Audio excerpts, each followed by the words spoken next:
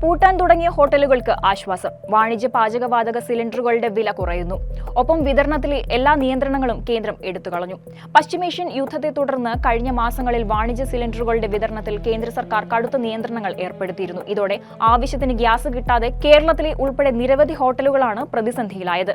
എന്നാൽ ഇപ്പോൾ വിദേശത്തു നിന്നുള്ള LPG കപ്പലുകൾ കൃത്യമായി എത്തിത്തുടങ്ങിയതോടെയാണ് എല്ലാ നിയന്ത്രണങ്ങളും പിൻവലിക്കാൻ പെട്രോളിയം മന്ത്രാലയം ഉത്തരവിട്ടത്. ഇനി മുതൽ ഹോട്ടലുകൾക്കും റെസ്റ്റോറന്റുകൾക്കും പഴയതുപോലെ ഇഷ്ടമുള്ളത്ര സിലിണ്ടറുകൾ വാങ്ങാം. ഇതിലും വലിയ സന്തോഷ വാർത്ത എന്തെന്നാൽ വരാൻ പോകുന്ന അടുത്ത മാസം 1-ാം തീയതി വാണിജ്യ സിലിണ്ടറുകളുടെ പുതിയ വില പ്രഖ്യാപിക്കും. നിലവിൽ 3000 രൂപയ്ക്ക് മുകളിലുള്ള വിലയിൽ നിന്നും 500 മുതൽ 700 രൂപ വരെ ഒറ്റയടിക്ക് കുറഞ്ഞേക്കാമെന്നാണ് റിപ്പോർട്ടുകൾ. ഗാർഹിക സിലിണ്ടറുകളുടെ വിതരണത്തിലും പുതിയ മാറ്റങ്ങൾ ഉടൻ വരുന്നുണ്ട്. പാചകവാതക വിലയിലെ ഈ പുതിയ മാറ്റത്തിലൂടെ നിരവധി സാധാരണക്കാർക്കാണ് ആശ്വാസമായിരിക്കുന്നത്.